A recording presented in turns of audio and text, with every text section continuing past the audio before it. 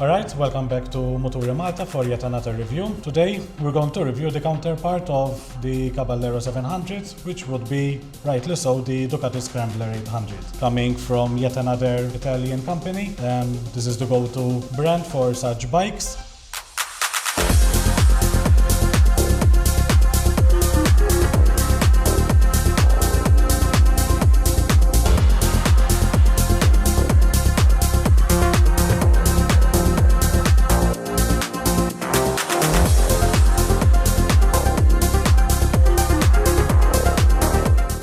I'm joined again by Ruben. We're going to go over some quick details of the bike. We're going to go through the engine, the suspensions, the dash, electronics, and so on. And later on, obviously, we're going to ride the bike, give you my first impressions and overall feel of the bike, which we're going to review back to back, so we get to know about the characteristics of one or the other. So Ruben, you have the word.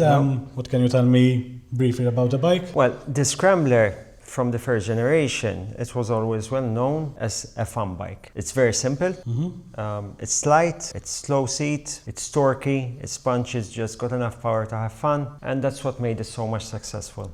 The newer generation, like we're seeing today, which is from 2023 onwards, is a 2024 model, just moved on the game from the original Scrambler. It's much more refined. It's easier to ride with now with a ride-by-wire, so that means that it will have riding modes, throttle will change depending on the rider modes, and even the way the engine gives the power. The power delivery changed a lot. It made it much more easy to ride. It's the same formula, so it's very similar like the Caballero. It's a lightweight bike for a big bike. It's punchy, it's torquey, but it's fun to drive. That's what it's all about. So obviously the first thing that we need to consider when comparing these bikes is obviously the power plant. We're coming from a CP2 platform on the Caballero down to the infamous, so to speak, L-twin of Ducati, which is still air-cooled, by the way.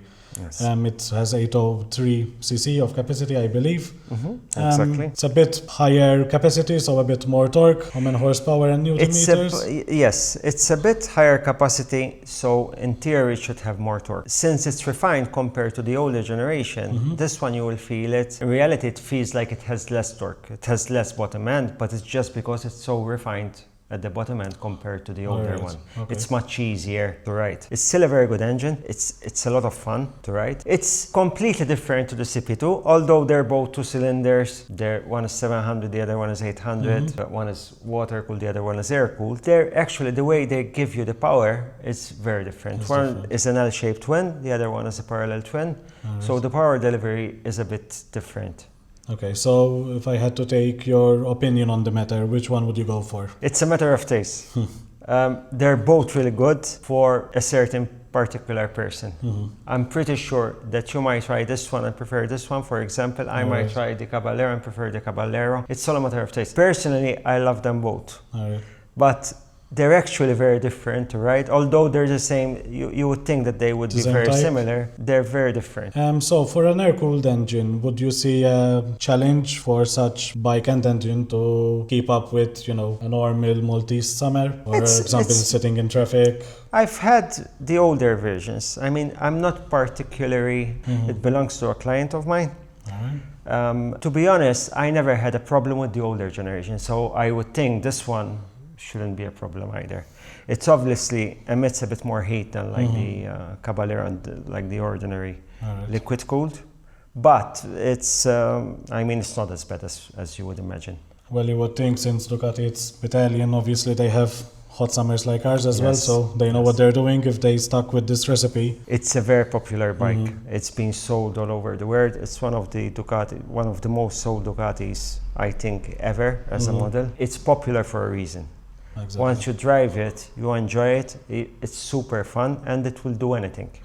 Just like the Caballero, in that sense, it's a bike that you can have fun even in the twisties. You can have fun by going a bit on rougher terrain than a normal bike. It's light, you can use it daily, you can use it even for short trips in reality, although it's not made for it, but it can be done just like a normal bike. It resembles a lot to the 70s and 80s Scramblers, from which the styling cues are coming, and that's why it's so popular. The first thing that comes to mind when comparing both bikes is the handlebars. The handlebars are quite Yes. pointed towards you. It's not open wide like the Caballero that we tried already. What can you tell me about the seating position then?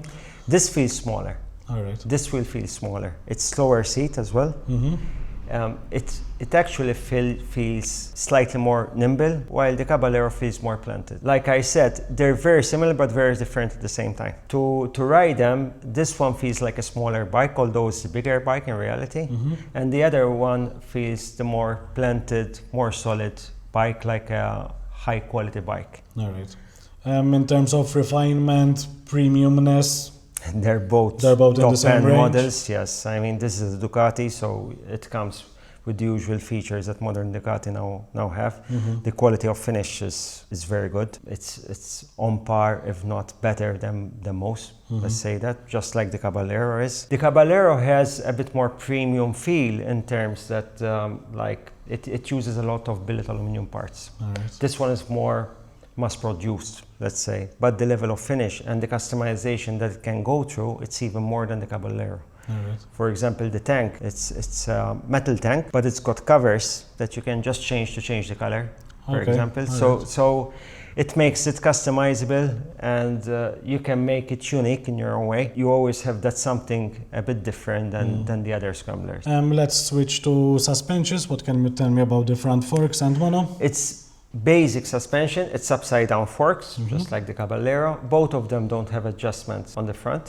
They just have adjustment on the rear for preload, which is okay. It works fine on the road. It keeps the prices on check as well. All right. What I'm noticing as well, another difference, striking difference would be that the clutch is hydraulically operated instead of cable.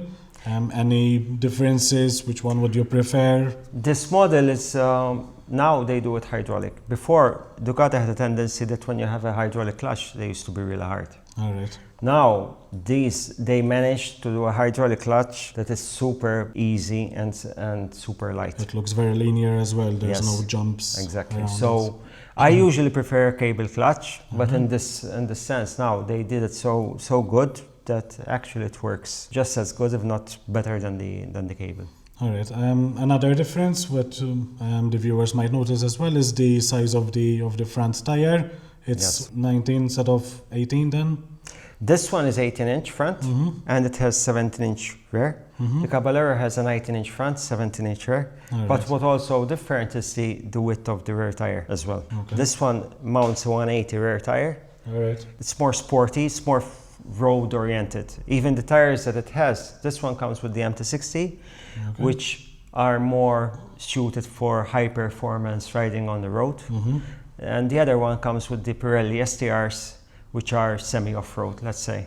So I would imagine that the Caballero with those tires should manage more rough terrain, but still manage to handle quite good, like you just tried it. While the Ducati, although it will manage some rough roads, cannot go in mud as much as the Caballero. One striking thing that emerged from the review of the Caballero was how it wants to lean.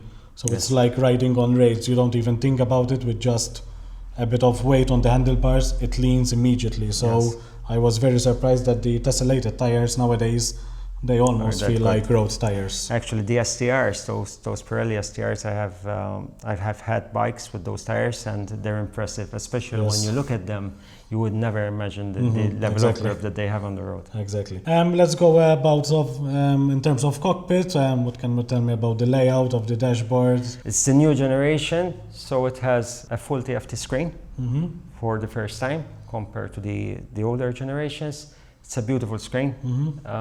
If you turn it on, it's got LED headlights, and obviously now it has the riding modes, like we mentioned before, that you can adjust on the go. Okay. So I'm seeing the saddle, which is quite ample. The Caballero's saddle was a bit narrow as well. I think in terms of comfort as well, this might look that it's going to hold you a bit more in control when you're going over rough terrain. Actually, this is more suited as well for the road since it's gel. Okay. It's a gel seat, you can feel it. It's quite comfortable. The riding position, the other one feels like a bigger bike than this one, like we mentioned before. But overall, they're both comfortable, they're both really pleasant to ride, in my opinion. They both can be used daily without any problem. When you want something that you can do anything you want, if you want just one bike to do everything, this is the class of bikes that usually you can go for. So getting on cue with what you're saying, what would you target this bike for? For an urban commuter, somebody who wants to have fun in the weekend, everybody in between? Actually, the Scrambler, even, I'm not gonna say about this generation and the old generation because it's basically just the same, it's the same concept. This one is more modern, so it's obviously been upgraded in all senses. You will find people who use them daily.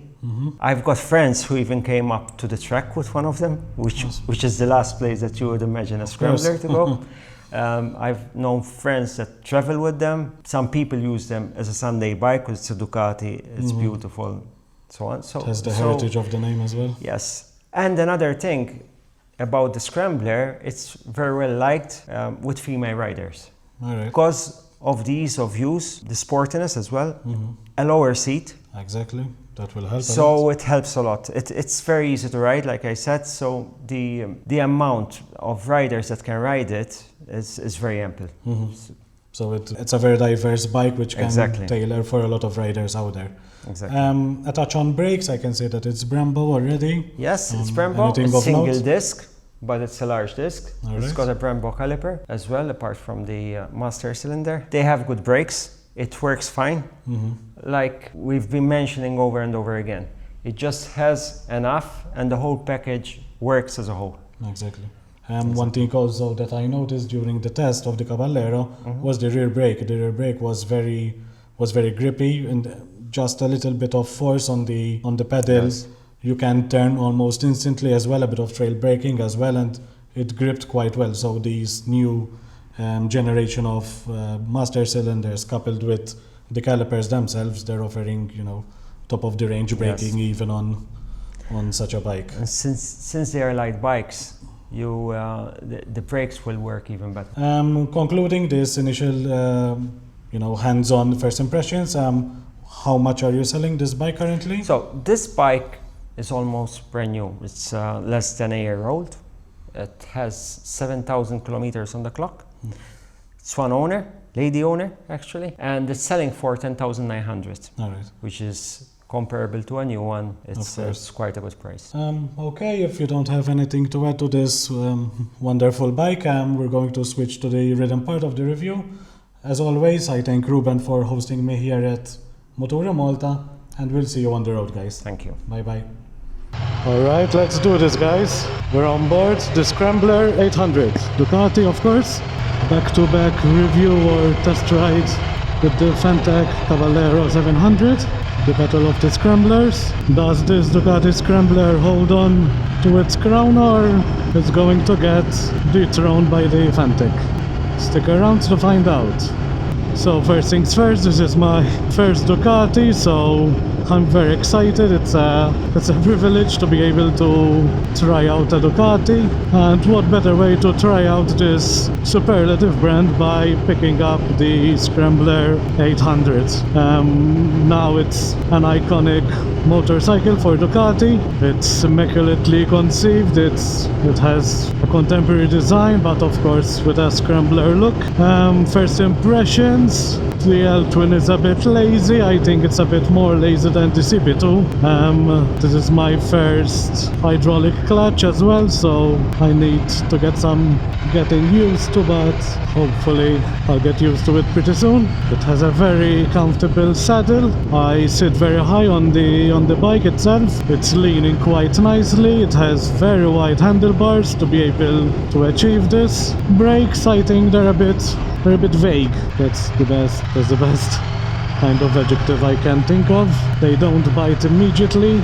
Okay, navigated this terrible roundabout. As I was saying, the brakes, especially the front brake, they're a bit vague. They don't bite as much and then they bite suddenly. So that's my first impression compared to the Caballero 700's almost clinical brake system. Even the rear brake is a bit vague.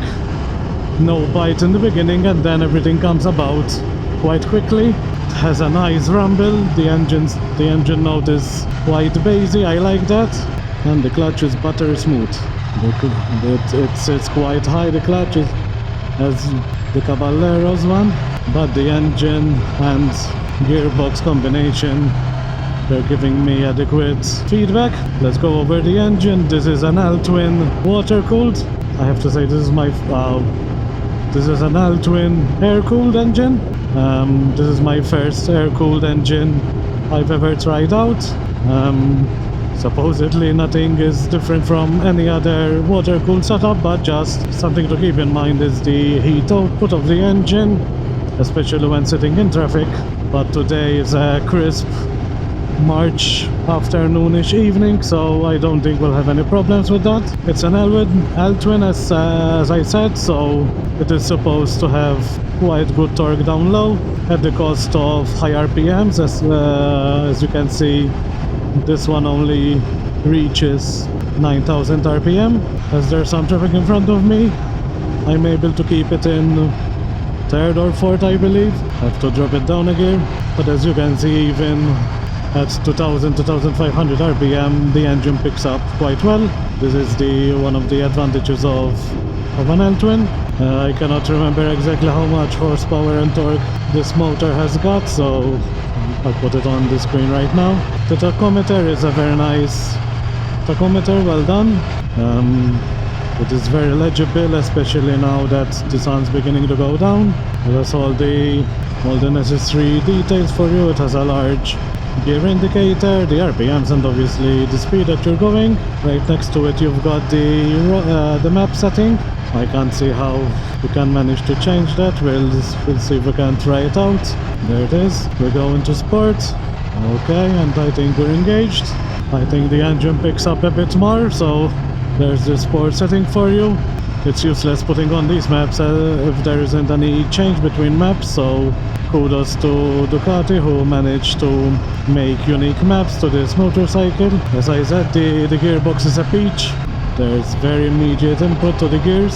As we're stuck in traffic, we might as well go over the electronics and brakes department. So as I already mentioned, the tachometer is well done.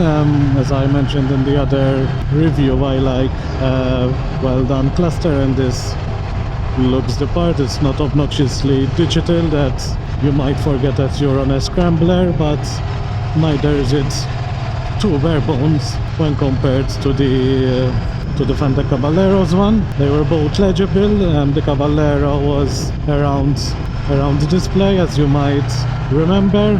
This one has a bit more of a, Borgo Panigale monster kind of look. Obviously they nailed it down, so they might as well use those clusters on other motorcycles, and I like that. It has several degrees of ABS.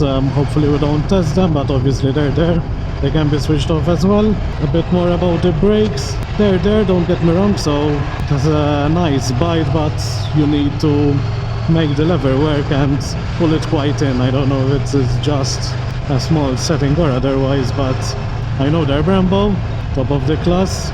You can say it might be that it just needs some tinkering, some adjusting, and they might bite a bit before, but as a first impressions test ride, that's basically what I'm doing.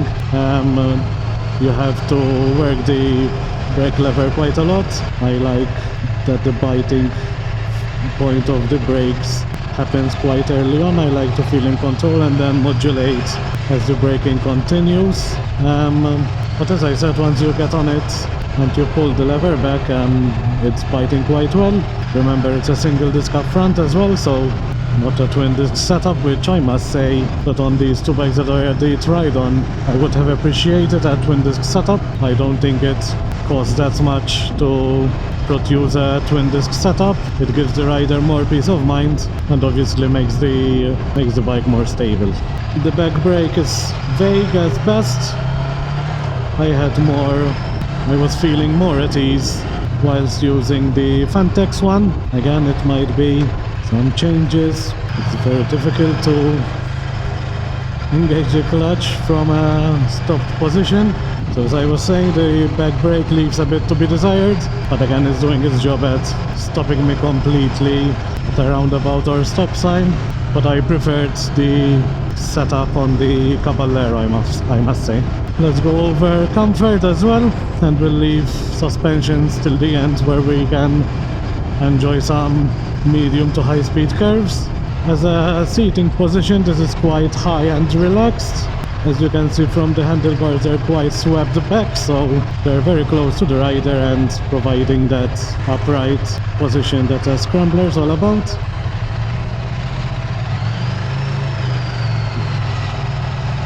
Maneuvering in this sort of situation made me appreciate the low center of gravity of the bike.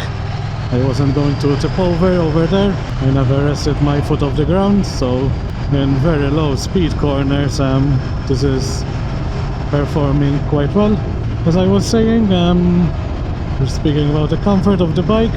The handlebars are quite set back, as I was saying, towards the rider, so it makes for a very pleasurable riding experience. My knees are in a very relaxed, flexed position. You might not say that they're even bent, they're just very slightly bent. The backs are quite low to the ground. The saddle, I have to say that I prefer the Caballero saddle. I'm not even, I don't know, half an hour in this test review, and the saddle is already, I'm feeling a bit of pressure in my derriere. Okay, there is some torque. Finally, being able to open it up just a bit. Okay, in the sports setting, I have to say that the throttle response is a bit more engaged. Before I was on the road setting, if you recall, so the mapping of course is different. And I have to say, after that roundabout over there, it picked up quite nicely, feeling all the torque that an L-twin can provide.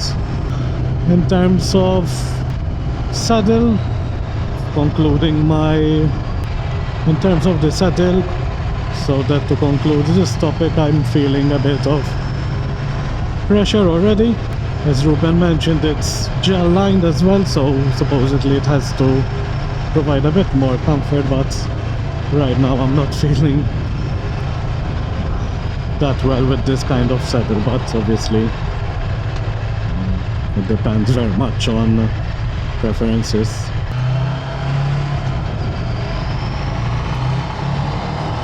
Okay, there it is. There's a very nice exhaust note as well. Again, I think I have to give the points to the Caballero. Even though there is a very nice exhaust note, but I think they might have done it a bit better.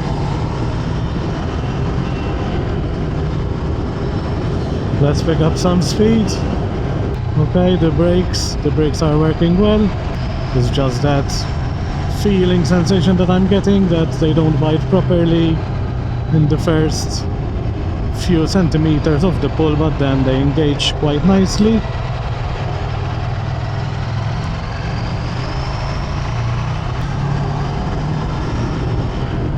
It's picking speed well. This bike also has tessellated tires, but I'm not feeling any form of difference between that and the on-road tire that you might expect on other bikes. It makes for a very smooth and relaxed ride, so you can cruise on this bike. There's no urgency that you need to keep it in high gears. There's no urgency from the engine. You can happily tag along the road, keeping it of course in its RPM limit. Has a nice grunt, I have to say. Okay, there we go. No, I like it. In some departments I prefer the Caballero, but the way this engine picks up speed, especially in the road map, the back brake, I think it's non-existent. It didn't stop me over there. You just need to use it when you're just coming to a stop. I don't think it might affect braking.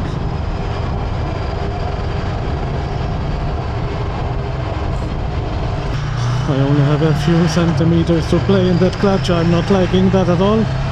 I'll see if I can bring it back just a bit.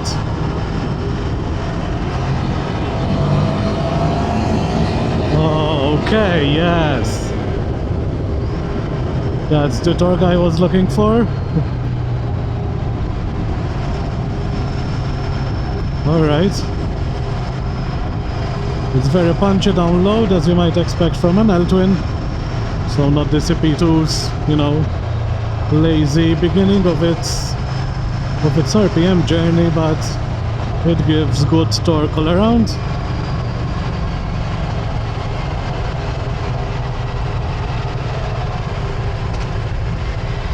Let's set up for our high speeds test. Let me see if the fabled I cannot find neutral in Ducati exists. I don't think so. So I need to bring this back because it's so far out I cannot do anything about it. Okay, since we're stopped, let's have a tour around the handlebar. So there you have the mode selection, up and down, bright horn, engine top, engine start, hazards, brights. Let's have a listen. I think you're hearing more the engine rather than the exhaust, whereas with the Fantic it was the other way around. I'm feeling a bit of heat now, down low in between my legs, but obviously I just revved it out just a bit. The cockpit, I like the cockpit. Everything is set so far in front, but the handlebars are quite close to you, so you don't get the feeling that everything is out of reach. The mirrors are quite nice as well, nice and big. Okay, let's not wait any longer. Let's go slowly. 1, 2.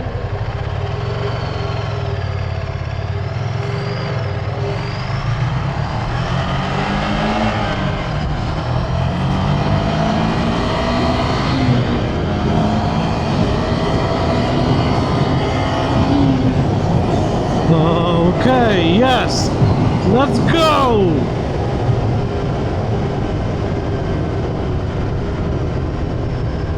There was a whole lot of torque over there, it was quite linear. It was showing me to shift quite high, so... Okay, the clutch is a bit more responsive now, so thank God for that. At the stop sign, now that I've been riding this bike for quite some time, I can see that yes, it feels hot. You can feel that there's some warmth coming from the engine. It's nothing unbearable, but keep in mind that over here we have very hot summers.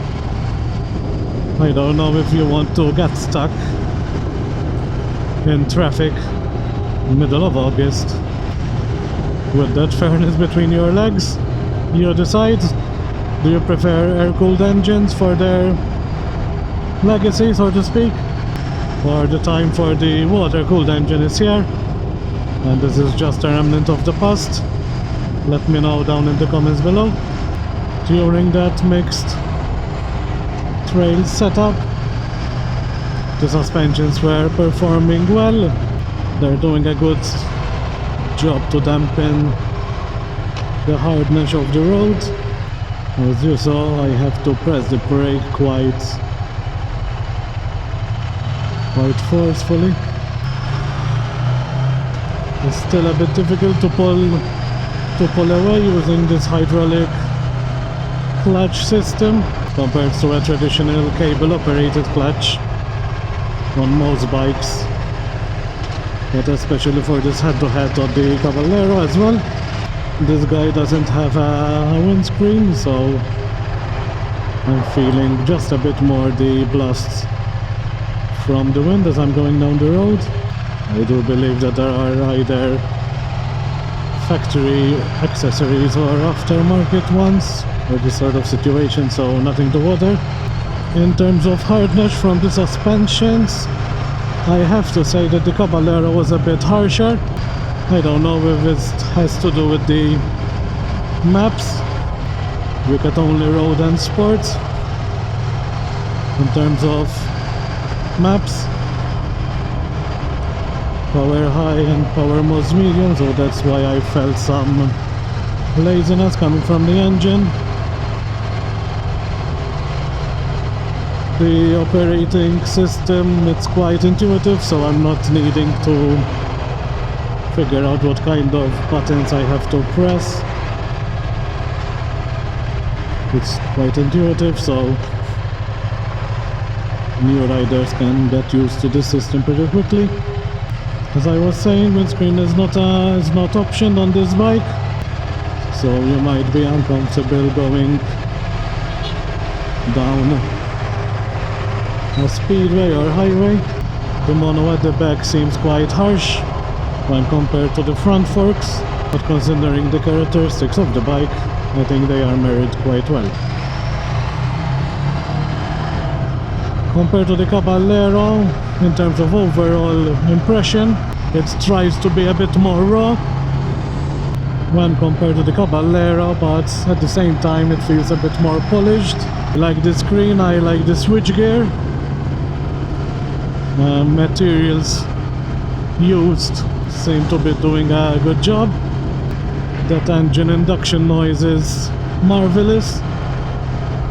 There was some form of intake noise on the Fantic, but nothing compared to this. I'm sliding just a bit now that we're going uphill and having some speed, but I think either the Caballero was sitting a bit more upright. It might be due to the 19-inch in front instead of the 18-inch front tire that this guy has, but the Caballero could telepathically make it lean. This guy you need to put in some more effort. Not an exorbitant amount of effort, but a bit more effort nonetheless. Now there's a bit of a off-road situation over here, if you recall. The engine is pretty poorly done. Oh my god. Okay, the suspensions feel stiff, but it's letting me glide over those bumps just a bit more easily than the Fantics. Again, some potholes. Yes, they're quite harsh, but not to the same extent as the Caballero. I don't know if I'm gonna say something controversial, let me know down below, but I'm feeling that this is a bit more rugged, a bit more manly, so to speak. You need to work a bit more when compared to the Fantic, even though it has very nice technology up front in terms of display and rider modes, but I think you need to work just a bit more on this Ducati than on the Fantic. The engine is a peach, very torquey down low. It keeps on giving torque throughout the whole rev range. It shifts quite early on, so obviously something to consider from a low capacity L-twin instead of a, normal, in inverted commas, parallel twin that we're getting used to.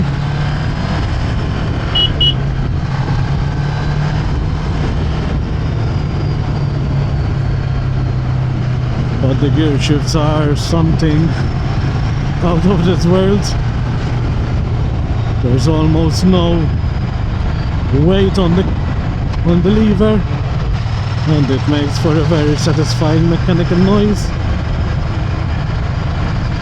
See over there, I was in third, the torque came in clutch. Just in time to catch some sunset over here. I believe this needs a bit more experience to get behind it. The Fantic is easily the easier bike to ride, in my humble opinion, of course. You need to muscle this bike just a bit more to get to its full potential. But that gear shift is wonderful, guys. I never experienced such a nice gear shift in my life.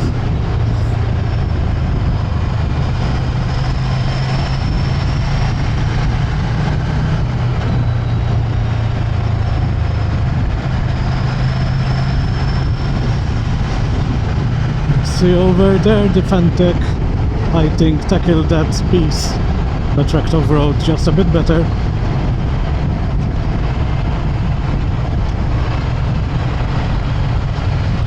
I have to say that the saddle, I've made up my mind, it's not as comfortable as the Fantic's one. Perhaps there are some options available at an aftermarket level, but I think this is quite harsh, quite firm. It supports your weight well, it's not giving way, but it's too harsh, especially if you're thinking of going scrambling with this guy. Let's stop over here and let's go over some conclusions.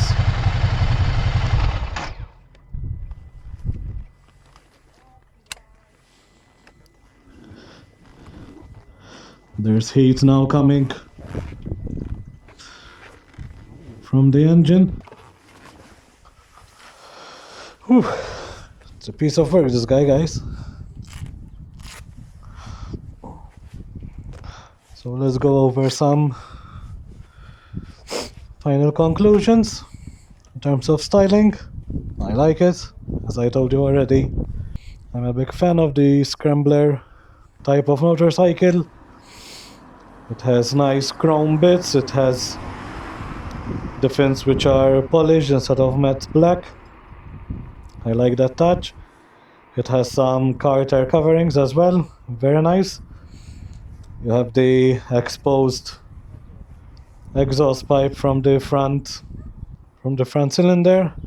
Aesthetic look. It has the Scrambler X in front. Obviously, I don't need to say that this is LED powered all around.